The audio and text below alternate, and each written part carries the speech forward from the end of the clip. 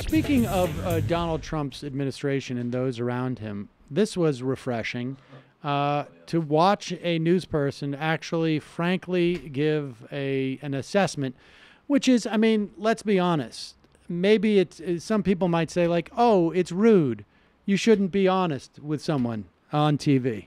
Like, that's rude. And I could see that, right? Like, you wouldn't say like, gosh, welcome to the program. You don't look very good. You look like you're tired. Or have you been drinking?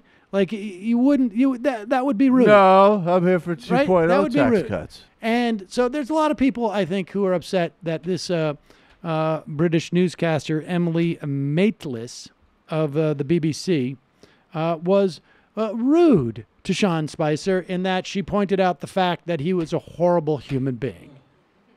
But when Kellyanne Conway, and this is essential, I think, to your 7 months, she was your colleague, when she was trying to help you understand or talk through the crowd numbers, she used the term alternative facts.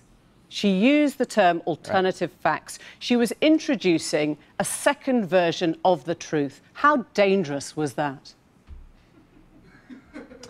Well, look, I think what Kellyanne was trying to do, and you rightly so, I think she was trying to help me. We went out. No, there was a 3-day weekend when we were having a tough time getting numbers nailed down and information from government offices because so many of them were closed. They had worked really hard for the inauguration. They weren't around on a 3-day weekend. And so we were calling around, and instead of using, we used Metropolitan Police Department numbers that we had gotten as opposed to information from the Department of, or from the National Park Service. So what Kellyanne was trying to say is we were calling different agencies and different groups. She didn't say we're calling different agencies, we're trying to get the numbers. She said Sean Spicer used alternative facts. I know what she said. I'm trying to explain it. We all make mistakes, Emily. And I think one of the things that I talk about in this book, and I know you've read it, is there are things that I absolutely would love to do over, or that I could have done better. I had to do them in front of millions of people, and I wish I could have done a better job. I get that. I am not sitting here saying I'm not without fault. I wish I could have done a better job.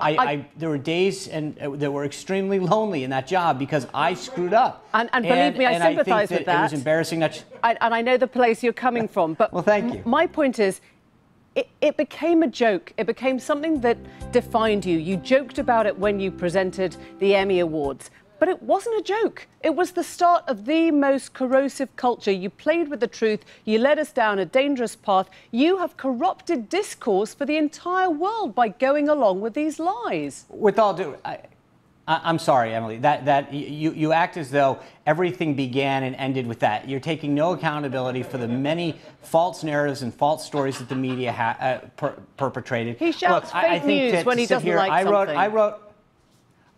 But I wrote a book that I think is a fairly strong representation of what happened in the campaign, the transition, in the White House. I take responsibility where I think I've fallen short or I could have done better. But for you to lay that kind of claim and make everything sound like it started and ended with Donald Trump is just absolutely ridiculous. I guess my question is, you were his press secretary, and I know from what I've read that you care about the freedoms and the institutions and the democracy on which your country was built. And this is the office of president spouting lies or half-truths or knocking down real truths, and you were his agent for those months. My job, as I lay out in the book, was to be the president's spokesperson and communicate his thoughts and his ideas when he wasn't able to do it or wasn't present. That's my job. My job wasn't to interpret for him.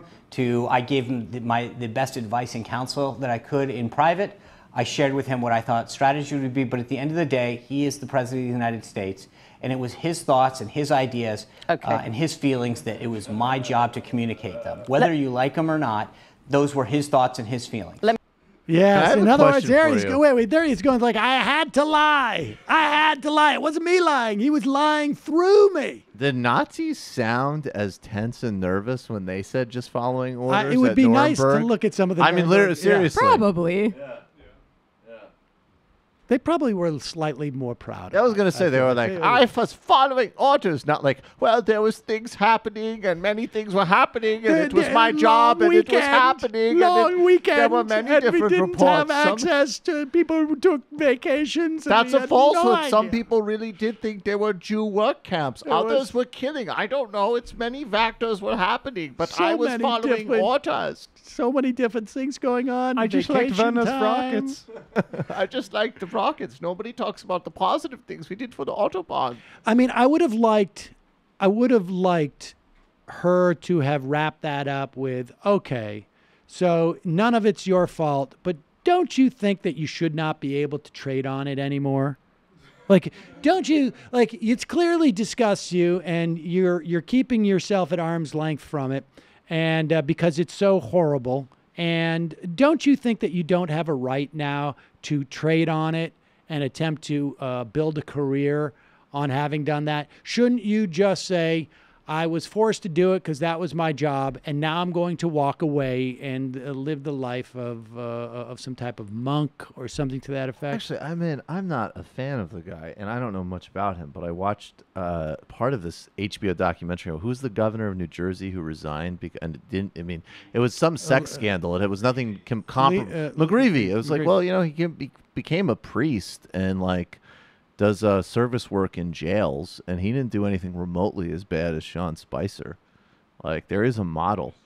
Oh yeah, there is. It wasn't just that he came out of the closet. There were corruption probes around him. There was more serious stuff. But You could do something to. You could do something to, in some way, seek redemption. Do something good for somebody else. But I guess not. He didn't even return to the reunion this year. That son of a bitch.